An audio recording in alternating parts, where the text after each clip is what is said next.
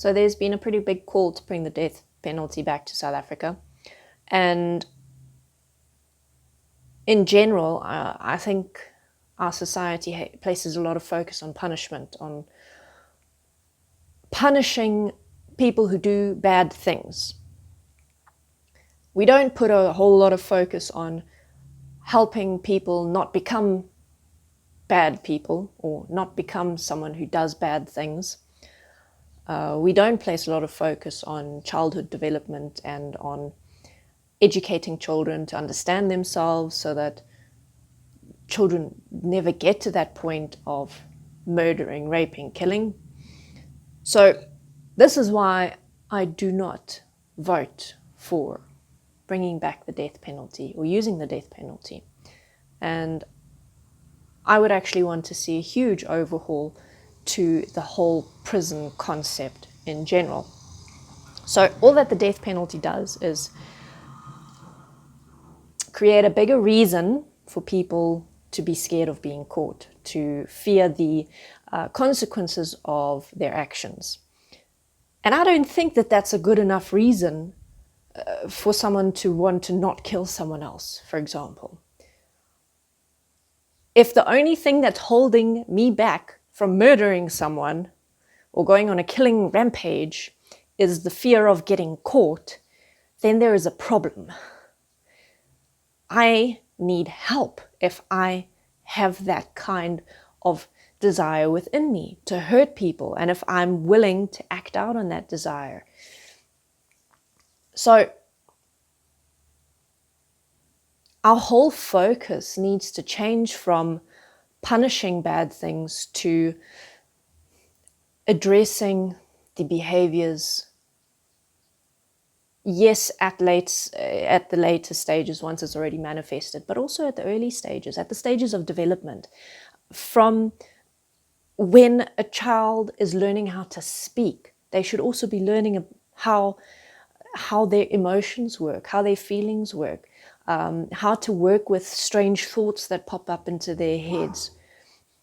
So what would preventative action look like practically? Because it's one thing to say that we need to understand human nature better, but it's an entirely different thing to implement that on a large scale.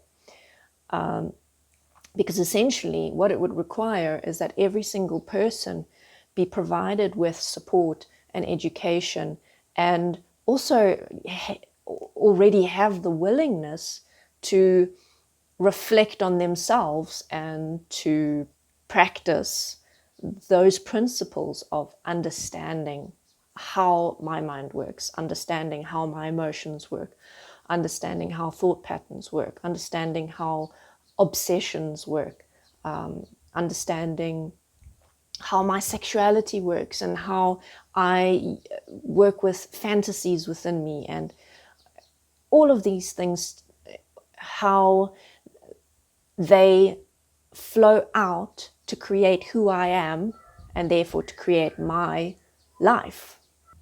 So implementing something like this is not going to be some small task. It would be a major life-altering thing for every single person, because we would all have to collectively be part of changing how we address ourselves, how we teach our kids, how we address each other, how we deal with our emotions, how we deal with the challenges we face in life. And it would be, some things would be easier for some people and harder for others, for example. So there's not going to be a one-size-fits-all solution either.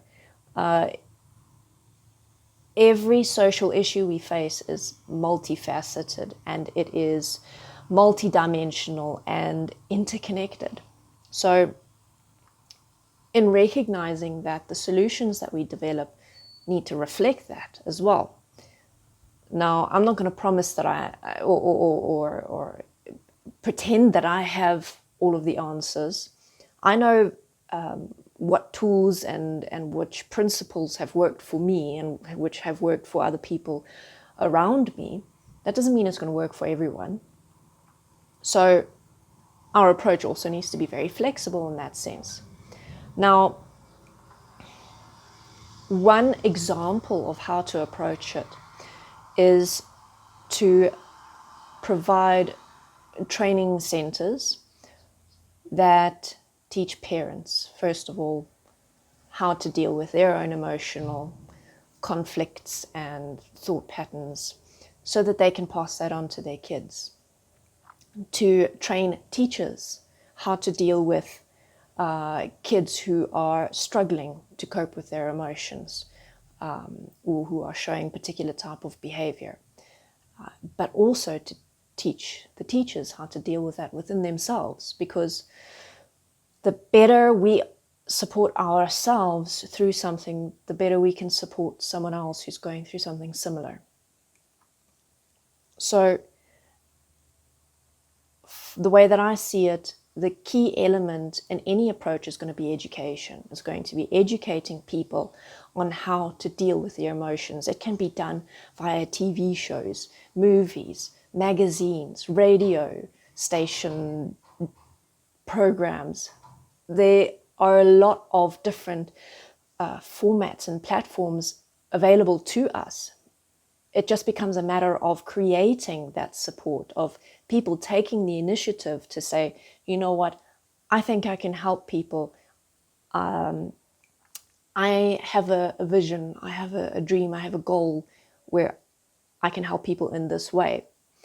The challenge within that will become funding, because, I mean, I'm someone who wants to help people and I do what I can, but a lot of my time is taken up with working so that I can pay for food and animals and have a roof over my head and have internet to be able to provide the kind of things that I'm providing.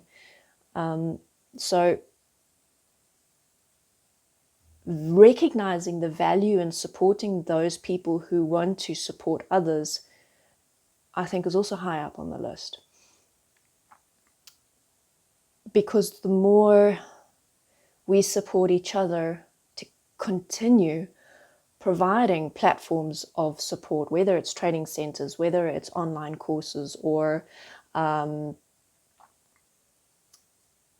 creating communities or rehabilitation centers or educational centers for kids, whatever it is, the people who have the tools and the skills to provide that support also have the financial support to do it. Because let's face it, that is one of the greatest obstacles that that educational-based charities face, is getting funding to be able to do what they need to do. And most of the funding comes from private donations. It comes from the public. But we need more. We need more focus on it. We need more of us to recognize the value in programs like that, in centers like that, in courses like that, so that the support can become more freely available. So that's just one dimension to take into consideration, to think about, to run simulations in your mind about. And the more we're talking about it, and the more we're all thinking about it, the more attention we're giving it. And so the more we're creating the space to actually manifest it, to develop it, to turn it into something real and physical that can actually help people. So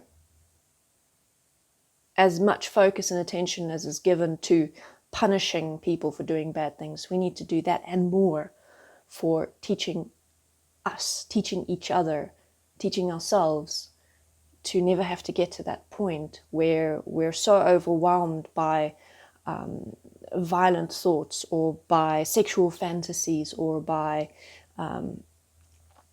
just a general lack of valuing another human life, or all of the human lives around us, that we do something that hurts someone. All right, thank you very much for watching. You're going to see me next time.